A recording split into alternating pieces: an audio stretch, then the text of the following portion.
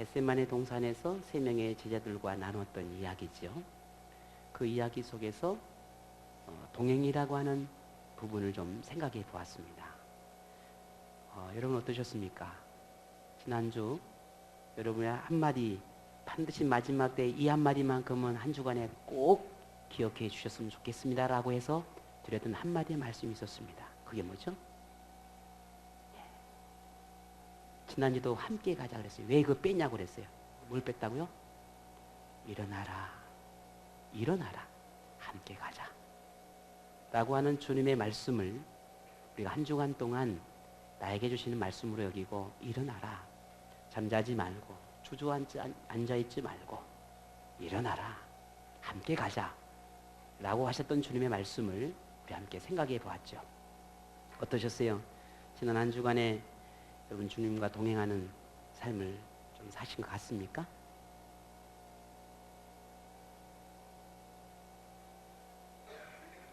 자, 그러면 지난주 설교를 오늘 한 번 더 할까요? 지난주 설교를 한 번 더 할까요? 아니, 저 원고 없어도 할 수 있어요.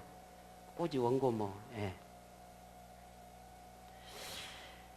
동행의 즐거움. 참 사랑하는 사람과 함께 길을 가는 건 행복한 일이죠. 내가 좋아하는 사람과 함께 여행을 떠난다는 건 행복한 일이에요. 그러나 싫은 사람, 내가 그렇지 않는 사람과 단 한 발도 내디딜 수 없는 게 우리죠.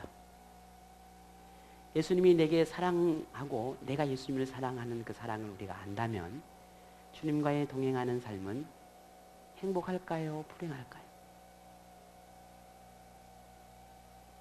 뭐 굳이 왜 그걸 묻냐고 그런 표정으로 저한테 말씀을 하시는데, 예수님과 동행하신다는 것이, 예수님과 함께 동행한다라고 하는 것, 오늘 저와 여러분이 행복으로 다가오기를 원합니다. 혹 여러분 지난 한 주간 동안 환경을 탓하고 남을 탓하며 자신의 연약함을 탓하며 앉아 있었다면 여러분 다시 일어나기를 바랍니다. 다시 일어나서 일어나라, 함께 가자라고 하는 주님의 말씀을 다시 붙잡고 여러분 일어나셔서 하나님과 함께 가시기를 바랍니다. 자, 오늘 또 주제는 동일합니다. 뭐라고요? 동행입니다. 동행이라고 하는 말을 이미 여러분 그 의미가 무엇인지를 이미 알고 계실 겁니다. 동행.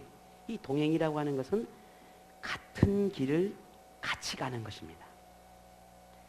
같은 길을 같이 가는 것을 동행이라 그럽니다. 같은 길을 같이 가는 사람을 동행자라 그럽니다. 혹은 동반자라고 말하기도 합니다. 자, 여러분 인생에 있어서 동반자, 동행자는 누구나요? 이런 질문하면 대부분 사람들이 남편이나 혹은 아내를 이야기를 합니다. 우리 지영 씨는 예수님이라고 말씀하죠. 제가 키가 좀 밝아요. 그죠? 저런 믿음을. 그러니까요, 결혼하기 전이라 그럴까요? 결혼하시면 다 바뀝니까? 이거 아가씨니까 그 말하는 거예요. 결혼해봐. 이렇게 하는 거예요? 아니죠. 물론 우리가 인생을 살아가면서 남편 혹은 아내가 인생의 동행자가 된다라고 하는 것은 참 행복한 일이기도 합니다. 아주 훌륭한 관계를 맺는 인생이죠. 그 한 사람을 평생을 그 사람과 함께 마음과 생각과 목표와 계획과 삶의 모든 문제들을 함께 나누고 함께 한다라고 하는 것은 참 행복한 일입니다. 그런데 인생의 이러한 부부를 뛰어넘는 동반자, 아니 이 부부와의 관계보다 훨씬 더 비교할 수 없지요. 그만큼의 동반자가 있다면 예수 그리스도입니다. 성경에도 이와 같은 비유를, 예수님과 우리의 관계를 어떻게 비유했죠? 신랑과 신부로 비유했습니다. 예수님을 신랑, 우리를 신부, 이렇게 비유했죠. 여기도 우리가 인생의 주님이 동반자라고 하는, 동행자라고 하는 그 의미를 충분히 짐작할 수 있는 비유라 할 수 있습니다. 그런데 사람마다 부부간에도 이런 친밀함이 다르듯이 예수님과의 동행에 있어서도 친밀함이 다릅니다. 부부간에도 갈등을 경험하듯이 예수님과의 관계에서도 갈등을 경험합니다. 물론 그렇다고 늘 갈등 속에만 있는 것은 아니죠. 예수님과의 깊은 사랑의 교제로 가슴 뜨거웠던 그때가 있었습니다. 오늘 여러분 그때를 기억하십니까?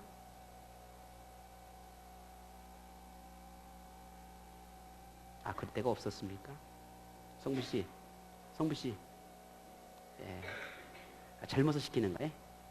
물어보는 거예요. 어떻게 우리 아라선생님하고 막 지금도 가슴이 뛰고 그래요? 콩당콩당하고 그렇습니까? 막 퇴근하고 집에 가려고 그러면 야, 아내가 내 경진이가 기다린다 하면서 막 가슴을 뛰면서 막 퇴근하십니까? 예, 예. 예. 장인 장모님이 듣고 있고 아내가 듣고 있는데 뭐라고 대답할 거예요, 그죠? 예. 그렇죠. 정말 오늘 저와 여러분이나 예수님을 동반자로 여기면서 그 뜨거움이, 그 간절함이, 그 행복함이 오늘 나에게 여전히 존재하고 있는가? 한번 물어보면 어떻겠습니까? 나는 여전히 하나님과의 그 첫사랑 같은 그 믿음의 마음을 나는 여전히 갖고 있는가? 수년, 아니 수십 년이 지난 지금도 여전히 예수님과의 그 첫사랑의 감정이 내 안에 있는가? 있기를 원합니다. 정말 가슴이 뛰나요? 정말 예수님이 생각하니까 가슴이 뜁니까? 좀 부끄러운 고백을 좀 해볼까요? 제 아내가 이런 말 하면 좀 뭐랄 건데, 제 아내는 잠을 자면 자잖아요. 침대 속에 눕고 잠을 자잖아요. 그럼 꼭 제 손을 잡고 자요. 그 이상하죠? 왜 손을 잡아요? 저는 그 별로 안 좋아하거든요. 그냥 나 혼자 띠굴띠굴 하면 잠은 좋은데 이렇게 누워있으면 꼭 와서 손을 잡아요. 제 손을 잡고 이렇게. 그럼 왜 잡아? 아, 좀 어찌 왜 잠을 자면서 손을 잡고 자. 손을 잡고 자면 잠을 잘 온다네. 근데 언젠가부터 제가 처음에는 그것도 귀찮은 일이더라고요. 나는 그냥 잠 좋겠는데. 근데 언젠가부터 참 그게 20년이 지나지만 그게 참 제게는 또 하나의 행복입니다. 미안합니다. 이런 쓸데없는 소리를 드려서 그런데 주님과의 함께 손을 잡고 평생을 그렇게 산다면 하다못해 부부도 얼마나 행복합니까? 그런데 하다못해 이런 부부도 사람의 관계도 그러할진데 하나님과 아버지와 주님과 평생 그런 동행하는 삶을 산다면 얼마나 행복할까? 그런 생각들을 해보게 됩니다. 아무리 오랜 세월이 흘러도 여전히 그 사랑, 그 마음, 그 뜨거움을 가지고 예수님과 동행하는 사람, 동행하는 그리스도인들이 참 많습니다. 지금도 얼마나 많은지 몰라요. 다 나가지 않거든요. 오히려 세월이 흐를수록 그 사랑의 깊이가 더해지고 오히려 더 간절함이 커져가는 사람들, 더 예수님을 닮고자 하는, 아니 닮아가고 있는 그리스도인들이 너무나 많습니다. 마치 버려질 나무가 조각가의 손에 들려져서 아름다운 작품으로 탄생하듯이 예수님으로 인해서 더 아름다워지고 더 품위 있는 삶을 살아가는 그리스도인들이 많다는 겁니다. 바라건대 저와 오늘 여러분이 그런 그리스도인 삶을 살기를 원합니다. 그런 그리스도인이 되었으면 좋겠습니다. 나이 탓하고 환경 탓하고 연약함을 탓하며 피곤함을 탓하고 그렇게 지난 시간에 겟세마네 동산에서 세 명의 제자들처럼 그렇게 잠만 자고 있는 게 아니라 더 주님을 닮아가기를 원하고 더 함께 동행하기를 원하고 더 가까이 가기를 원하고 그렇게 품위 있는 그리스도인, 정말 주님을 진정으로 살아가고 있음을 그 몸에서 비춰지는 그런 그리스도인, 그런 삶이 오늘 우리에게 참 행복은 아니겠습니까? 그렇다면 오늘 우리는 어떨까? 정말 어제보다 오늘 더 예수님과 동행하는 삶을 살아가고 있는가? 어제보다 더 친밀해지려고 노력하고 있는가? 어제보다 더 예수님과 깊은 관계를 맺고자 손을 붙잡고 있는가? 육체적인 부부는 나누어진다고 해도 물론 잠깐 아픔이 있겠지만, 친구와의 정말 절친과도 절규를 했다 할지라도 조금은 섭섭함이 있겠지만, 그러나 그렇게 나누어지고 헤어지고 아픔이 있다고 해서 그것은 구원과는 아무런 연관이 없습니다. 인생의 실패로 다가올 수도 있고 아픔으로 고통으로 다가올 수 있지만 그건 구원과의 문제는 없어요. 그러나 주님과의 동행에 있어서 문제가 생기면 구원의 문제가 있습니다. 생사의 문제가 생기는 거예요. 삶은 사람은 헤어질 수도 있죠. 다른 사람 만나면 되잖아요. 더 좋은 친구 만나면 되는 거고. 그냥 내가 죽는 거 아니에요. 이혼할 수 있잖아요. 그게 부끄러운 건 아니라고 생각을 합니다. 근데 그게 그럴 수 있어요. 하지만 더 중요한 것은 내가 살아가는 삶에 있어 내 삶에 죽느냐 사느냐의 문제는 다릅니다. 달라요. 내가 사느냐 죽느냐의 문제는 주님과의 동행하는 삶이 있느냐 없느냐의 문제. 이 문제는 선택의 문제가 아니에요. 생사의 문제. 옳고 그름의 문제가 아니에요. 죽느냐 사느냐의 문제. 갔느냐 마느냐의 문제가 아니에요. 반드시 가야 되는 거예요. 반드시 그 길을 해야 돼요. 신앙생활에서 예수님과의 관계 속에서 사랑이 식어졌다고 해서, 혹은 문제가 있다고 해서, 감정의 변화가 생겼다고 해서 그렇게 관계를 끊어버릴 수 있는 그런 문제가 아니라는 말입니다.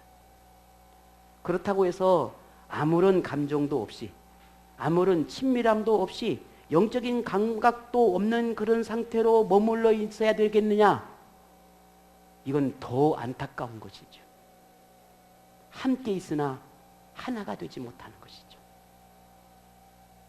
함께 있으나 각자의 생각을 가지고 살아가니 얼마나 불행하겠어요. 예수님과 함께 있다고 말은 하나 예수님을 전혀 상관없는 삶을 사니 그 인생은 불행한 거예요. 그래서 신앙생활에 재미가 없어요. 왜? 동행하지 않으니. 재미가 없는. 왜 우리는 이토록 예수님과 동행이 끝까지 일어나지 못하는 걸까? 왜 끝까지 그 지켜내지 못하는 걸까? 왜 그럴까? 왜 우리는 그런 변질된 모습을 갖게 되는 것일까? 왜 우리는 그 첫사랑의 감정을 잃어버리고 동행하는 생활도 이제는 형식적이고 무감각해져 버렸을까? 그런 질문을 던져봅니다. 우리 중에 예수님을 만난 후에 구원받았다라고 하는, 내게 구원을 약속해 줬다라고 하는 사실에 대해서 의심하는 사람은 아무도 없을 것입니다. 또한 삶의 가운데 내가 만나는 숱한 많은 문제들이나 이런 문제들을 주님이 해결해 주셨다라고 하는 그 믿음을 가지고 다 살아갈 것입니다. 내 마음에 주님 안에서 평안을 누리고 즐거움을 누렸다라고 고백하지 않을 분은 아무도 없을 것입니다. 자, 그렇게 네 인생의 문제를 해결받고 헤아릴 수 없는 그 수많은 복을 받아 우리가 누리고 살아가고 있다는 겁니다. 지금도 여전히 그렇죠. 그래서 우리는 조금도 부족함이 없습니다. 사실은. 자꾸 비교하려고 하니까 내가 부족하다고 느껴지는 것이지, 실제적으로 우리를, 나의 자신을 보면 부족함이 없어요. 그럼 부족합니까 우리가? 정말 우리가 굶고 살아갑니까? 아무도 없어요. 우리가 조금만 마음을 열면 우리는 충분히 살아갈 수 있는 여건을 가지고 살아가고 있어요. 물론 사람마다 조금은 다를 수 있습니다. 느끼는 정도가 다를 수 있겠죠. 또 그것을 또 받아들이는 것 정도는 다를 수 있겠지만, 가만히 보면 사실 우리가 그렇게 부족하지 않고 살아갑니다. 그 모든 게 하나님의 복주심이에요. 여러분 이거 인정하십니까? 하나님의 돌보심이라는 거 여기 인정하세요? 그런데 참 모순이 있습니다. 그 모순이 뭐냐면, 하나님이 이렇게 우리에게 복을 주시고 은혜를 주셔서 우리가 만족의 삶을 살고 그래도 평안의 삶을 살아가는 이 삶이 이상하게도 그 복주심이 오히려 예수님과 동행하는 삶의 의미를 이렇게 만들었다는 거예요. 오히려 예수님의 그 능력을 망각하게 만들어버렸어요. 무뎌지게 만들었어요.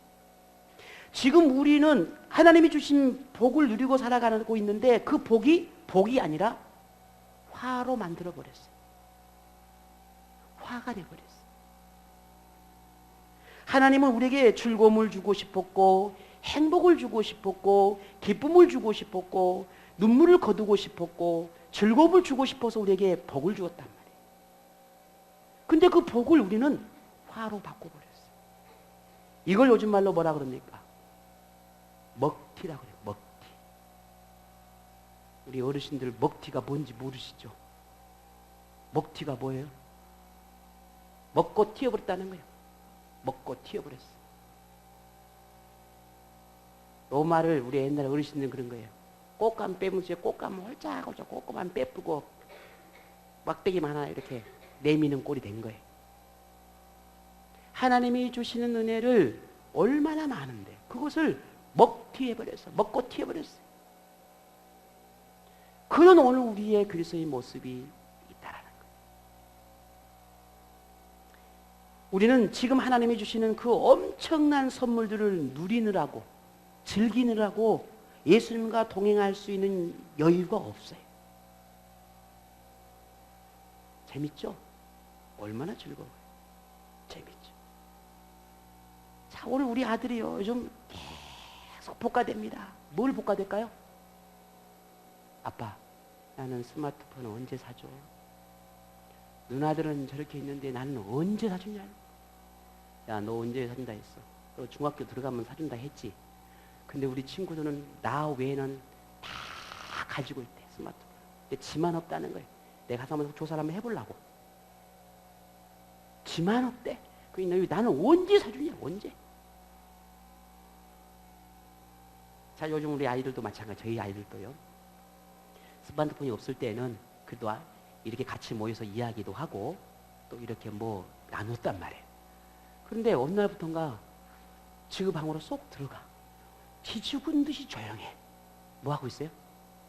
게임을 하고 있든 동영상을 보고 있든 막 하고 있는 거예요. 점점 더 스마트폰을 달라고 큰 난리를 치고 그걸 사주자고 난리를 치는 거예요. 요즘 스마트폰 얼마나 비싸요? 그잖아요? 거의 막 100만 원이 육박하는데. 어우, 상상도 못한. 사줍니다. 부모들 어떻게 할 수 없잖아요. 24개월 할부. 그거 아니에요? 100만 원 24개월씩 끊어놓으니까 24개월 할부 저기 뭐 그게 약정이 할부 아니에요? 해줍니다.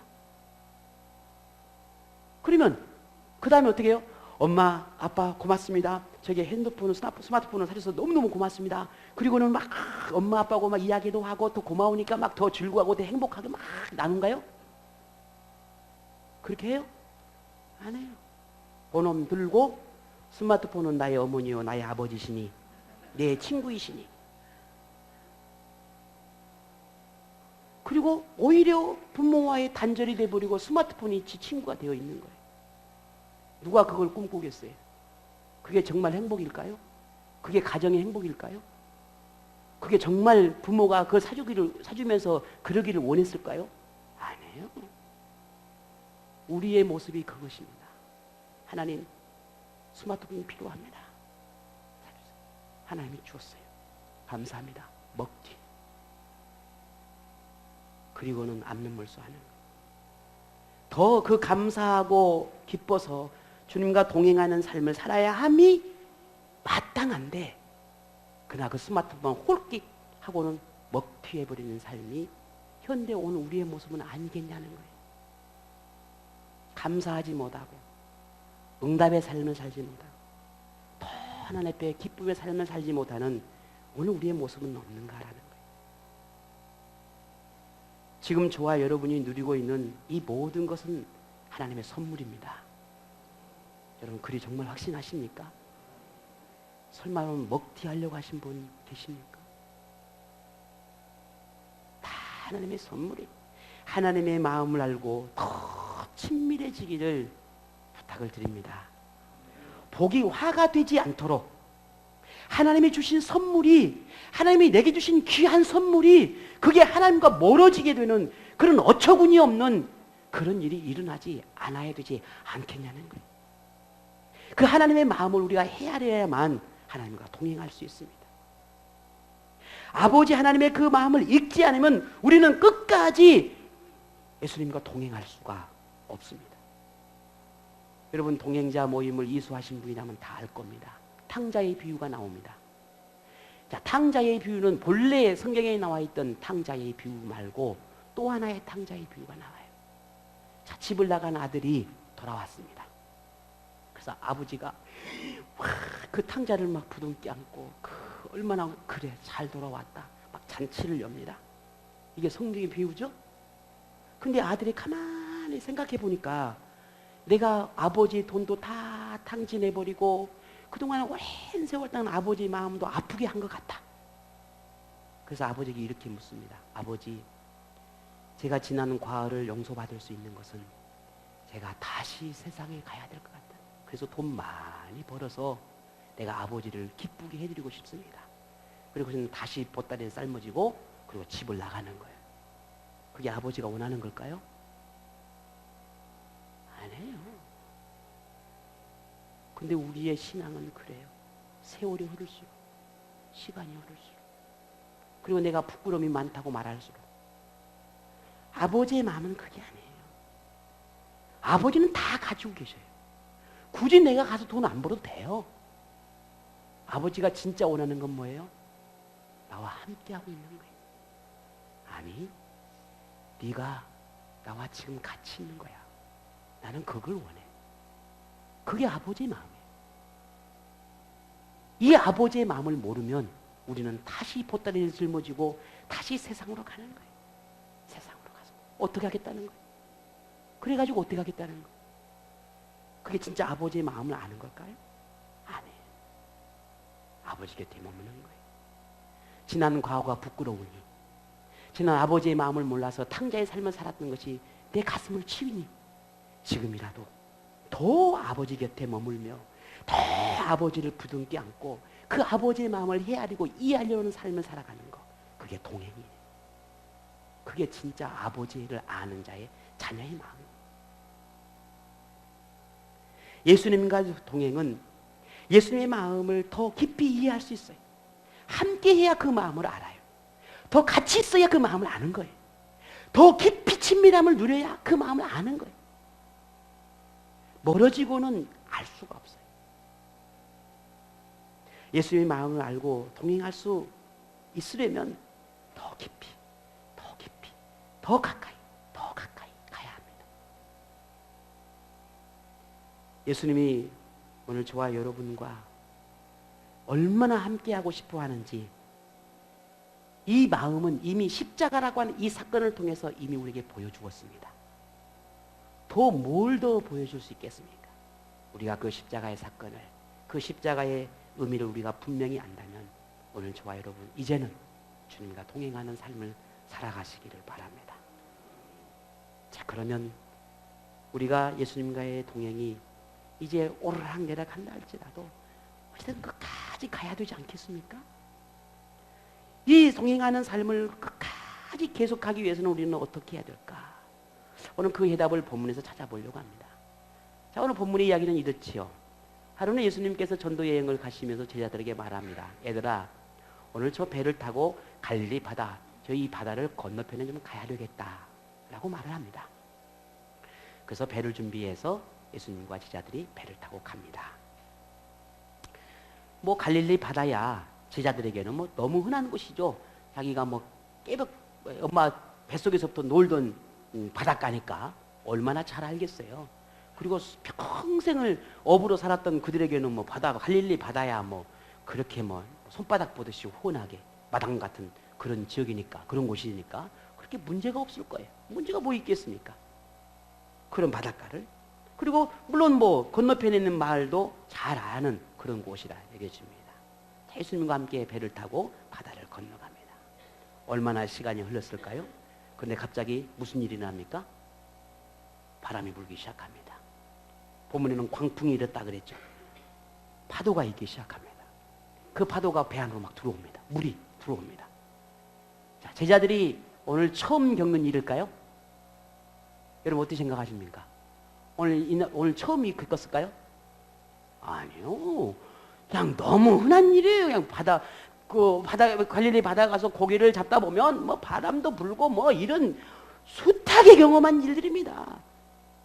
그러니 오늘 바람 좀 분다고 해서 파도가 좀 인다고 해서 이 제자들이 두려워할 일이에요. 그게 두려워할 일이 아니에요. 왜? 늘 경험한 거니까. 늘 보던 것이니까. 그러나 오늘은 달랐습니다. 이길 수가 없어요. 속수무책이에요. 지금까지 경험했던 그 어떤 바람과는 비교가 안 되는 거예요. 너무 강한 거예요. 어떻게 예를 써봅니다. 아등바등 예를 써보지만 어떻게 할 수가 없어요. 얼마나 바다와 사투를 벌였을까요? 그런데 놀랍게도 그 와중에서도 예수님은 고물의 배를 머리를 대고는 주무시고 계시는 거예요. 순간 제자들의 마음에 예수님을 향한 불평불만이 마음이 일어나는 거예요. 그리고는 예수님을 깨웁니다. 어떻게 깨웁니까? 네. 여러분 같았으면 예수님 저기 지금이 굉장히 지금 바람이 많이 불고 좀 위험하갈랑요. 어떻게 좀 일어나 보시겠어요? 이렇게 하시겠어요? 오, 그럼이 그럴 분이 어디 계세요? 본문에 제자들은 주여 주여 두 번을 외쳤습니다. 그 말은 뭐예요? 다급한 것도 있지만 지금 이 문제가 아니에요. 그냥 막 고래고래 소리를 질러서 예수님을 깨우고 있는 거죠. 우리가 지금 죽게 생겼는데 예수님 지금 주무시고 계시는 겁니까? 지금 이 상황이 지금 어떤 상황인데 주무시고 계시면 어떡합니까? 이런 마음 속에서 예수님을 깨우게 됩니다. 예수님이 그러자 어떻게 됩니까? 예수님이 일어나죠. 잠에서 깨어납니다. 그리고는 바다를 꾸짖습니다. 어떻게 됐습니까? 바다가 잠잠해졌어요. 자, 예수님과 이 동행이 지속되기 위해서는요, 오늘 우리에게는 꼭 반드시 필요한 게 있습니다. 뭘까요? 바람입니다.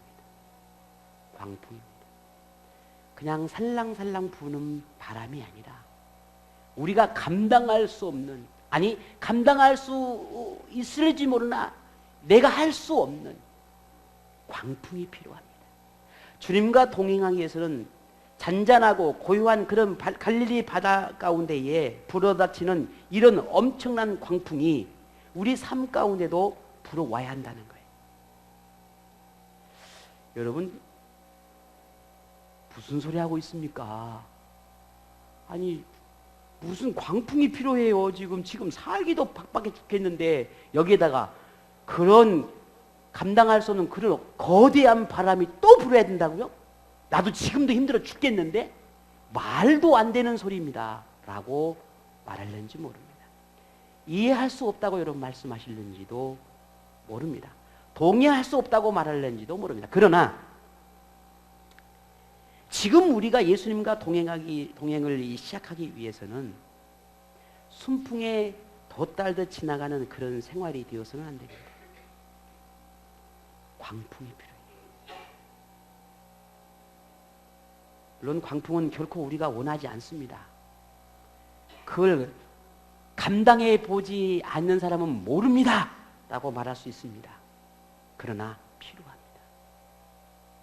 그 시련과 아픔이 얼마나 우리를 절망케 하고 고통스럽게 하고 괴롭게 하고 슬프게 하고 정말 죽음의 문턱까지 갈 만큼의 힘들고 고통스럽다고 우리는 그렇게 말할 수 있습니다. 그래서 우리는 광풍, 내 인생에 더 이상은 광풍은 만나지 않았으면 좋겠다는 것이 아마 전 세계, 아니 모든 사람들의 바람이고 그게 꿈입니다. 그럼에도 불구하고 왜 저는 오늘 여러분에게 우리 인생에 광풍이 필요하느냐고 말하냐면 그래야 주님을 찾기 때문입니다.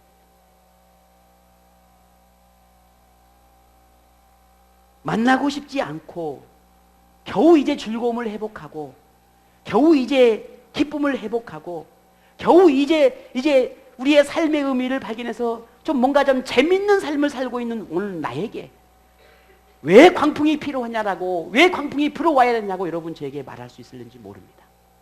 그러나 광풍이 필요합니다. 예수님을 다시 찾을 수 있는 기회가 되기 때문입니다.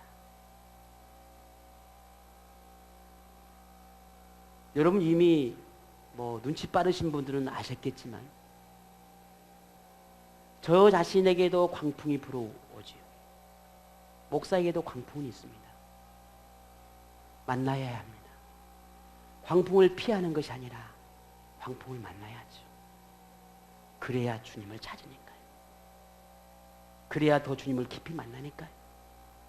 설령 불평으로든 원망으로든 혹은 투정으로든 주님을 찾는 기회가 됩니다. 제자들이 광풍을 만나지 않았다면 주무시는 예수님을 깨웠을까요? 자신의 힘으로 바다를 건널 수 있었다면 주님을 깨웠을까요? 그러지 않았을 것입니다. 평생 갈릴리 바다에서 살았던 그들이 조금 바람이 분다고 예수님 일어나십시오. 지금 바람이 엄청 부는데 뭐 하십니까? 아니요. 그러지 않았을 거예요. 제자들이 어떻게든지 노를 져서 그 바다를 건넜을 것입니다. 그러나 왜 주님을 깨웠나요? 주님이 필요합니다. 우리 인생에 광풍이 없으면 주님을 떠납니다. 우리 삶에 광풍이 없으면 주님을 깨우지 않습니다. 우리 나름대로의 기술과 경험과 그리고 내 판단과 그렇게 삶을 살아가려고 할 것입니다. 한계를 만나도 그 한계를 인정하지 않으려고 할 것입니다. 왜? 내가 할 수 있으니까. 그러나 우리의 한계에 부딪히는 광풍을 만나야 합니다. 그래야 예수님을 만날 수 있습니다. 우리 인생에 예수님과의 동행이 일어나지 않는 것은 어쩌면 우리의 인생에 내가 주인이 되어 있기 때문인지도 모릅니다. 마치 우리의 노력으로 복을 누리고 즐거움을 누리고 있다고 생각하기 때문일 것입니다. 지난날 예수님이 보여주신 그런 모든 능력을 잊어버렸기 때문입니다. 그래서 오늘 우리에게 광풍이 필요한 것입니다. 광풍은 당장은 우리에게 아픔을 주고 시련을 주고 고통, 절망을 또 그렇게 다가올 수 있을 것입니다. 하지만 결국은 그 광풍 때문에 예수님을 찾게 되는 기회가 될 것입니다. 이처럼 광풍은 주님이 필요하는 것을 깨닫게 합니다. 광풍은 자신을 보게 합니다. 내 자신이 지금 어떤 존재인지를 알게 합니다. 광풍은 자신의 그 믿음의 한계가, 그 믿음의 정도가 무엇인지를 분명하게 알게 할 기회를 줍니다. 그래서 광풍이 필요합니다. 광풍이 불어야 합니다. 광풍이 현재의 믿음을 보게 하는 기회가 되니 내 믿음이 어느 정도인지를 확인할 수 있게 되니 광풍은 화가 아니라 복이 되는 것입니다. 여러분, 광풍은 화가 아니라 복입니다. 좀 믿어주십니까? 광풍아 오지 마라. 바람아 오지 마라. 시련아 오지 마라. 그 삶이 얼마나 건강할까요? 어제 우리 아들한테요, 손톱을 발톱을 깎으라니까 깎고 왔어요. 그래서 어디 보자. 그러니까 얼마나 잘 깎았겠어요? 거의 살짝 그냥 지나갔지 뭐. 예, 손톱깎이에 지나갔어. 이리 와, 다시 깎자. 그래서 입이 대빨 나고 자기는 깎았는데 이거 뭐라고 막 하는 거예요. 그래서 그러면 이제 나보러 깎아주라는 소리 아니에요. 그러면 저는 어떻게 했겠어요? 깎아줬을까요? 안 깎아줬을까요? 네? 뭐로 깎아줘요? 저는 안 깎아줍니다. 이렇게 깎는 거야. 그리고 하나만 깎아줍니다. 봤지? 깎고. 우리 두 딸들이 그래요. 엄마는 언제까지 주원이를 저렇게 해? 네, 안 해줍니다. 지금 나이가 몇 갠데 또 혼자 손톱발도 못 깎고.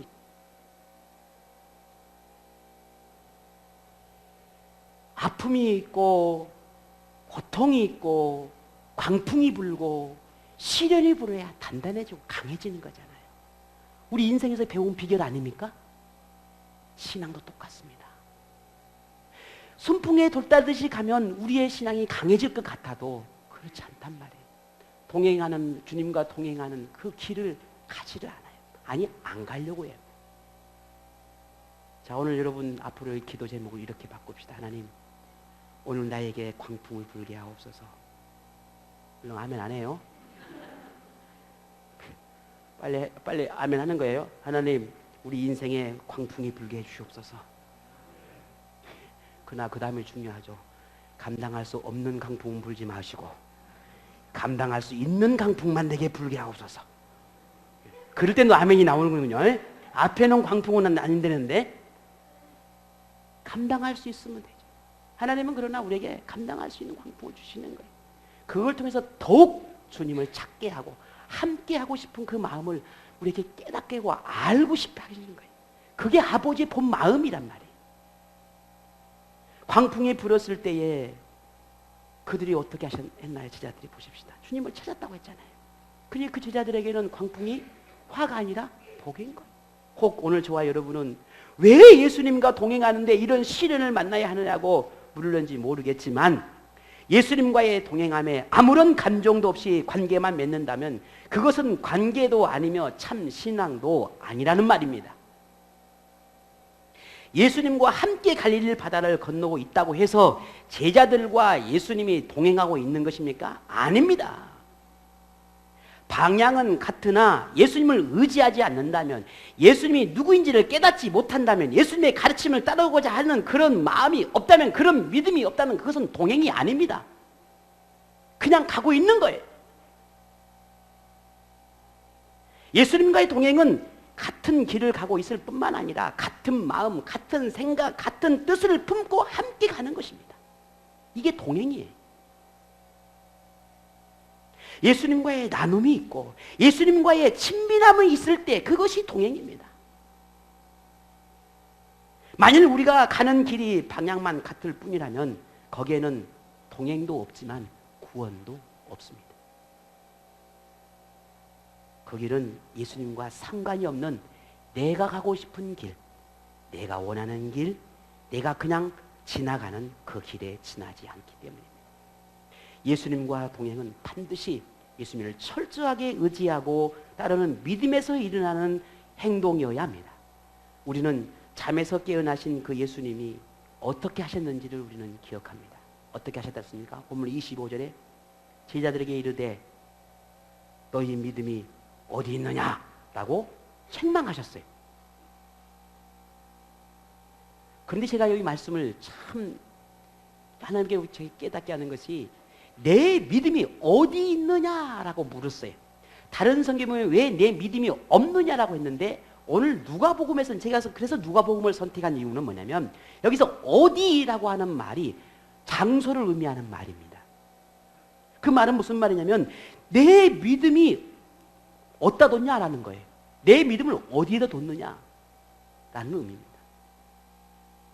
그 말은 이 제자들이 믿음이 없음을 책망하는 것이 아니라는 말입니다. 이미 그 믿음을 가지고 있는데 그 믿음을 활용하지 않은 것입니다. 지금 이 순간에 네가 광풍이 날고 바람이 불면 난리를 칠 때 그 믿음을로 내게 보였어야 되는데 왜 내 믿음을 빨리 보이지 아니했느냐라고 하는 물음이 그것을 책망하고 있는 거예요. 믿음을 없음을 책망하는 것이 아니라는 겁니다. 믿음이 드러나야 하는 때는 평안하고 안전하고 즐거울 때가 아니라는 말입니다. 여러분 아무 문제가 없을 때 신앙생활하는 거 누구나 할 수 있습니다. 그러나 진짜 신앙생활은 어디서 나옵니까? 문제를 만났을 때, 광풍을 만났을 때입니다. 시련을 만났을 때입니다. 그때 진짜 믿음이 빛을 발하는 것입니다. 가짜 믿음은 광풍을 만났을 때 원망과 불평으로 끝납니다. 예수님을 멀리합니다. 방향은 같지만 예수님과 멀어질 뿐이에요. 그건 동행이 아니에요. 그건 믿음도 아니에요. 예수님과 동행하고 있는 것 같지만 사실은 예수님의 동행자가 아닙니다. 혹 늘 가지고 있던 물건을 여러분 그날따라 어디다 뒀는지 생각이 안 나.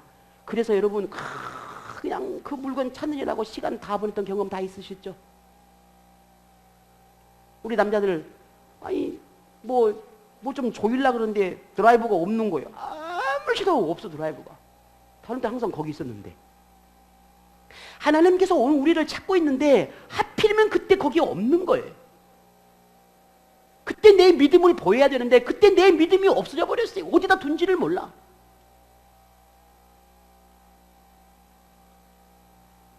진짜 예수님 오늘 이 시간 책망하는 이 믿음은 오늘 우리가 들어야 합니다. 나의 믿음이 없음을 책망하는 것이 아니라 내 믿음을 사용해야 할 이때 지금 사용해야 되는데 왜 내 믿음을 사용하지 않고 내 믿음이 어디 있느냐고 묻고 있는 거예요. 여러분 믿음 어디 있습니까? 여러분 믿음 어디 있죠? 몰라요? 어디 있는지? 어디다 두고 다니세요? 예수님이 오늘 왜 내 믿음이 어디 있느냐? 너희들 곁에 내가 있음을 잊었느냐? 내가 잠을 자고 있다고 해서 내가 모르는 줄 아느냐? 그런 생각이 들어요. 내가 잠을 자고 있다고 해서 이 바람과 파도가 있는 줄 내가 모르는 줄 아느냐? 내가 너 옆에 함께 동행하고 있는데 왜 나를 찾지 않느냐? 너희와 동행하고 있는 내가 보이지 않느냐? 라고 말씀하고 계십니다. 오늘 저와 여러분 믿음이 어디 있습니까? 지금 오늘 우리의 믿음을 보일 때입니다. 내일이 아닙니다. 지금입니다. 지금 우리의 믿음의 행동이 필요합니다. 혹 믿음을 어디에 두냐? 내 믿음이 어디 있느냐고 책망할까 두려워서 여러분 만일 그렇게 생각한다면 예수님을 모르는 것입니다. 예수님은 우리의 믿음이 송두리째 흔들릴 때도, 광풍을 만나서 사투를 벌이고 있을 때도, 주님과 동행하고 있음을 잊고 있을 때도, 그때가 내 믿음을 보일 때고 그때가 예수님을 찾아야 할 때임을 오늘 우리에게 알려주고 있는 것입니다. 지금 예수님을 지금 찾으십시오. 내일이 아닙니다. 예수님의 이름을 부르십시오. 멀어졌다 싶으면 다시 달려가 예수님을 따라잡으십시오. 또 멀어지면 또 다시 달려가십시오. 책망이 두려워 예수님을 찾지 않는다면 더 큰 시련과 아픔을 경험할 뿐입니다. 예수님을 찾는 것이 광풍으로부터 벗어나는 가장 빠른 해결점이고 예수님과의 동행을 통해 얻게 되는 축복이 무엇인지를 깨닫게 되는 가장 유일한 방법이기 때문에 그렇습니다. 예수님이 제자들의 믿음을 책망하시고 그대로 방치하지 않았습니다. 믿음이 없으니 더 고통받아야 한다라고 방관하지 않았습니다. 예수님을 찾는 제자들의 부르짖음을 주님은 결코 외면하지 않았습니다. 그 부르짖음이 설령 불평으로 들려지고 믿음 없는 외침으로 들려진다 할지라도 예수님을 깨우는 그들의 목소리에 예수님은 잠을 깨서 잠에서 깨어나 일어나셨어요. 그리고 어떻게 하셨습니까? 바다를 잠잠케 하셨습니다. 예수님과 동행하는 길에는 시련과 아픔과 고통이 있을 수 있습니다. 아니 있습니다. 하지만 그때가 예수님이 동행하고 있음을 확인할 수 있는 최고의 기회입니다. 예수님과의 동행을 멈출 수 없는 이유를 찾게 됩니다. 혹 공풍을 만났습니까? 혹 여러분 거센 파도 속에서 여러분 고난 중에 있습니까? 여러분과 동행하고 계신 예수님을 부르십시오. 찾으십시오. 더 가까이 다가가십시오. 그러면 예수님의 능력을 보게 될 것입니다. 예수님이 동행하고 있음을 확인하게 될 것입니다. 여러분이 가고자 하는 그 길이 아니라 예수님이 가고 싶어하는 그 길, 예수님이 가고자 하는 그 길을 함께 걸어가시기를 바랍니다. 그때가 믿음이 드러나고 믿음의 도약이 일어나는 기회입니다.